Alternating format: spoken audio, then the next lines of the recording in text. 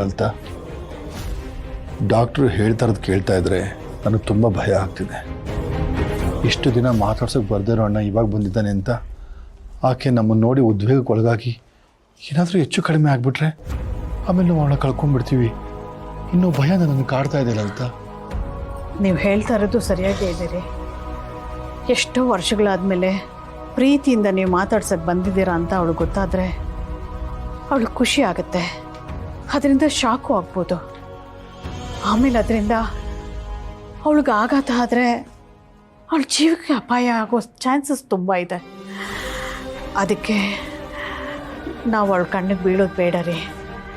ಅವಳು ಹುಷಾರಾದಮೇಲೆ ನಾವು ಬಂದು ಮಾತಾಡ್ಸ್ಕೊಂಡು ಹೋಗೋಣ. ಈಗ ಹೊರಟ್ಬಿಡೋಣ ರೀ. ನನ್ನ ತಂಗಿನ ಪ್ರೀತಿಯಿಂದ ಮಾತಾಡಿಸ್ಬೇಕು ಅಂತ ಬಂದೆ. ಆದರೆ ಆ ಭಗವಂತನಿಗೆ ನಾವು ಅಣ್ಣ ತಂಗಿ ಮತ್ತೆ ಸೇರೋದು ಇಷ್ಟ ಇಲ್ಲ ಅಂತ ಅನ್ನಿಸ್ತಿದೆ. ನನ್ನ ಹಣೆ ಬರ ಚೆನ್ನಾಗಿಲ್ಲ ಅನ್ಸುತ್ತೆ ಮೇಡಮ್. ಯಾಕದನ್ನೇ ಮಾತಾಡ್ತಾ ಇದ್ದೀರಾ? ನೀವೇ ಬರ್ಕೊಂಡಿರೋ ಹಣೆ ಬರನ ಅಳಿಸಿ ಅವಳನ್ನು ಮತ್ತೆ ನೋಡೋಕೆ ಬಂದಿದ್ದೀರಾ ಅಂದಮೇಲೆ ನಿಮ್ಮ ಹಣೆ ಬರ ಚೆನ್ನಾಗೇ ಇದೆ ರೀ. ಸಮಯ ಸರಿ ಇರಲಿಲ್ಲ ಅಷ್ಟೇ. ಆಗೋದೆಲ್ಲ ಒಳ್ಳೇದಕ್ಕೆ ಅಂತ ಅಂದ್ಕೊಂಡು ಆ ಭಗವಂತ ಖಂಡಿತ ನಮಗೆ ಅವಳನ್ನು ಭೇಟಿಯಾಗೋದಕ್ಕೆ ಇನ್ನೊಂದು ಅವಕಾಶ ಮಾಡೇ ಕೊಡ್ತಾನೆ ಅನ್ನೋ ನಂಬಿಕೆ ಇಟ್ಕೊಂಡು ಹೊರಟ್ಬಿಡೋಣ. ಈಗ ಬೇಜಾರು ಮಾಡ್ಕೊಬಿಡಿ, ಬನ್ನಿ ಹೋಗೋಣ.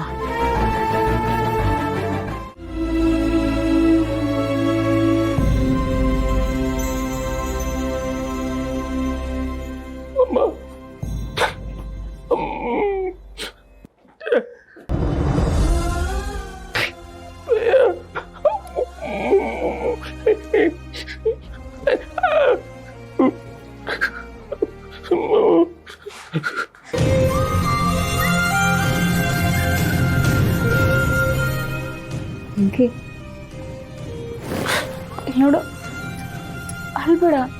ಅತ್ತೆ ಹುಷಾರಾಗಿ ವಾಪಸ್ ಬಂದೇ ಬರ್ತಾರೆ. ನೋಡು, ನೀನು ಹಿಂಗೆಲ್ಲ ಆದ್ರೆ ನನ್ನ ಕೆಲಸ ಸಹಿಸ್ಕೊಳಕ್ಕಾಗಲ್ಲ. ಅಳ್ಬೇಡ.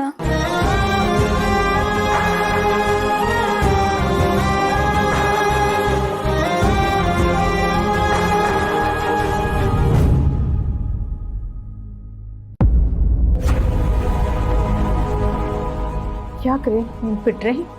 ಏನು ಯೋಚನೆ ಮಾಡ್ತಾ ಇದ್ದೀರಾ? ಲಲಿತಾ, ಲಕ್ಷ್ಮಿ ಕೊಡೋಕ್ಕಿಂತ ದುಡ್ಡು ತಂದು ಅದನ್ನು ಹಾಗೆ ವಾಪಸ್ ತೊಗೊಂಡೋಗೋದಕ್ಕೆ ನನ್ನ ಮನಸ್ಸು ಒಪ್ತಾ ಇಲ್ಲ. ಅವಳಿಗೆ ದುಡ್ಡು ಕೊಡೋಣ ಅಂದರೆ ಅವಳ ಪರಿಸ್ಥಿತಿ ಚೆನ್ನಾಗಿಲ್ಲ. ಏನು ಮಾಡಬೇಕು ಅಂತ ಗೊತ್ತಾಗ್ತಿಲ್ಲ.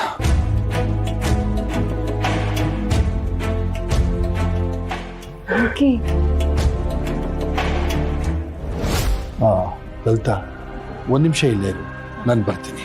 ಸರಿ.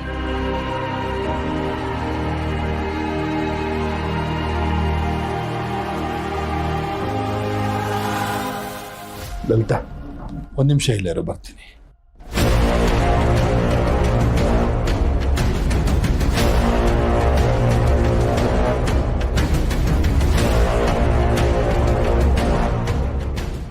ನೋಡಪ್ಪ,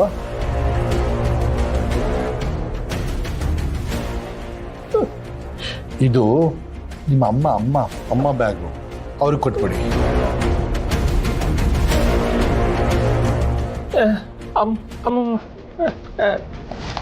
ನಾನು ಸುಳ್ಳು ಹೇಳ್ತಿಲ್ಲ. ನಿಮ್ಮ ಅಮ್ಮ ಅವ್ರದ್ದು ಬ್ಯಾಗ್ ಇದು, ಕೊಟ್ಬಿಡಿ.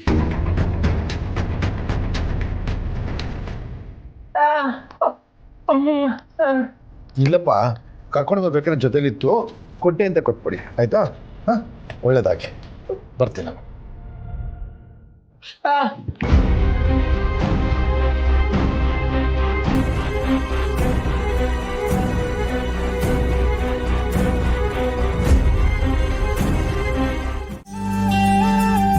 ಚಂದನ ಅವರೇ, ಅಯ್ಯೋ ಅಯ್ಯೋ ತನ್ನವ್ರಿಗೆ ಏನಾಯ್ತು? ನಿಧಾನ ನಿಧಾನ ನಿಧಾನ. ನಿಮಗೆ ಮಾಡ್ತಿರೋ ತಲೆ ಸುತ್ತ ಅಷ್ಟೇ ಹೇಳಿ.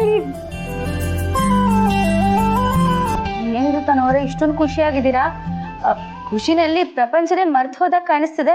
ಹೌದು ಚಂದನ ಅವರೇ, ನಾನು ಜೀವನದಲ್ಲಿ ಏನು ಬಯಸಿದ್ನೋ ಅದು ಸಿಗೋ ಎಲ್ಲ ಲಕ್ಷಣನೂ ಕಾಣ್ತಾ ಇದೆ. ಅಂದರೆ ನಿನ್ನ ಹುಡುಗ ನೀವು ಒಪ್ಕೊಂಡ್ರು ಅವನೇಲಿ ಬಾಯ್ಬಿಟ್ಟು ಹೇಳ್ತಾನೆ. ಅವ್ನ ಗಂಟೆ ಹೋದಾಗ ಆಡ್ತಾನೆ. ನಾನು ಇವತ್ತು ಎಂಗೇಜ್ಮೆಂಟ್ ಫಿಕ್ಸ್ ಆಯಿತು ಅಂತ ಹೇಳಕ್ ಹೋದಾಗ ಅವ್ನು ಹುಡುಗಿ ಬಗ್ಗೆನೇ ಮಾತಾಡ್ತಿದ್ದ. ನಾನು ಸ್ವಲ್ಪ ಸೆಂಟಿಮೆಂಟಾಗಿ ಮಾತಾಡಿದೆ, ಅವ್ನು ಗಪ್ ಚುಪ್ ಆಗೋದಾ? ಹೌದಾ? ಹಾಗಿದ್ರೆ ಇದು ಒಳ್ಳೆ ಬೆಳವಣಿಗೆನೆ. ಆದ್ರೆ ಅವ್ರು ಯಾವಾಗ್ಲೂ ಅವ್ರ ಹುಡುಗಿ ಬಗ್ಗೆ ಮಾತಾಡ್ತಿದ್ದವರು ಯಾಕೆ ಇವತ್ತು ಸಡನ್ ಆಗಿ ಸುಮ್ಮನಾಗೋದ್ರು? ಅದೇನೋ ಅವ್ನ ಹುಡುಗಿ ಶಾಶ್ವತವಾಗಿ ದೂರ ಆಗ್ಬಿಟ್ಲು, ಇನ್ನು ಅವಳು ಸಿಗೋದೇ ಇಲ್ಲ ಅಂತ ಹೇಳ್ತಿದ್ದ. ಅಂದ್ರೆ ಅವ್ರ ಹುಡುಗಿ ಇಲ್ಲ ಇಲ್ಲ, ಹಾಗೇನೂ ಇಲ್ಲ. ಬೆಂಗಳೂರಿಂದ ಫಾರಿನ್ಗೆಲ್ಲೋ ಹೋಗಿ ಸೆಟ್ಲ್ ಆಗಿರ್ಬೇಕು ಅನ್ಸುತ್ತೆ ಅಷ್ಟೇ. ಅದಕ್ಕೆ ಅವನು ಹಾಗೆ ಹೇಳ್ತಿದ್ದ. ಇನ್ಮೇಲೆ ಅವಳನ್ನ ನೋಡ್ಬೇಕಂದ್ರೂ ಆಗಲ್ಲ, ಅಂದಮೇಲೆ ನನ್ನೇ ನೋಡ್ಬೇಕಲ್ವಾ, ಅದಕ್ಕೆ ಫುಲ್ ಖುಷಿಯಾಗಿದ್ದೀನಿ. ನೋಡಿದ್ರಾ, ನಿರ್ಮಲವಾದ ಪ್ರೀತಿ ಸಿಗ್ಬೇಕು ಅಂದ್ರೆ ಸ್ವಲ್ಪ ಕಾಯ್ಬೇಕು ಅಷ್ಟೇ. ಹೌದು ಚಂದನ ಅವರೇ, ಇದಕ್ಕೆಲ್ಲ ಕಾರಣ ನೀವೇ. ನೀವಿಷ್ಟು ಧೈರ್ಯ ಕೊಟ್ಟಿರ್ಲಿಲ್ಲ ಅಂದಿದ್ರೆ ನನ್ನ ಹುಡುಗ ನನಗೆ ಸಿಗ್ತಾನೆ ಇರ್ಲಿಲ್ವೇನೋ. ಅಯ್ಯೋ, ಹಾಗೆಲ್ಲ ಏನೂ ಇಲ್ಲ. ನಿಜವಾದ ಪ್ರೀತಿ ಹಾಗೆಲ್ಲ ದೂರ ಆಗಲ್ಲ. ಸ್ವಲ್ಪ ಸಿಗಕ್ ತಡ ಆಗ್ಬೋದಷ್ಟೇ, ಆದ್ರೆ ಖಂಡಿತ ಸಿಕ್ಕೇ ಸಿಗುತ್ತೆ. ನನಗೇನೋ ಅವ್ನ ಎಂಗೇಜ್ಮೆಂಟ್ ಅಷ್ಟೊತ್ತಿಗೆ ಸಂಪೂರ್ಣವಾಗಿ ಸರಿ ಹೋಗ್ತಾನೆ ಅನಿಸ್ತಿದೆ. ಹಾಗೇನಾದ್ರೂ ಆದ್ರೆ ನಾನು ದೇವಸ್ಥಾನಕ್ಕೆ ಹೋಗಿ 101 ತೆಂಗಿನಕಾಯಿ ಹೊಡಿತೀನಿ. ಹಾಗೆ ಇದಕ್ಕೆಲ್ಲ ಕಾರಣ ನೀವೇ ಅಲ್ವಾ, ಅದಕ್ಕೆ ನಿಮ್ಗೊಂದು ಪಾರ್ಟಿ ಕೊಡ್ತೀನಿ.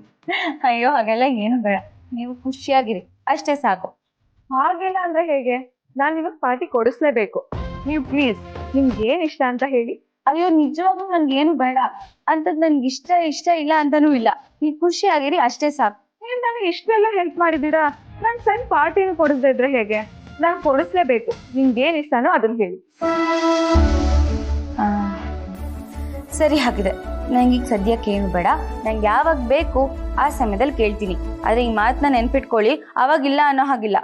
ಖಂಡಿತ ನೆನ್ಪಿಟ್ಕೋತೀನಿ.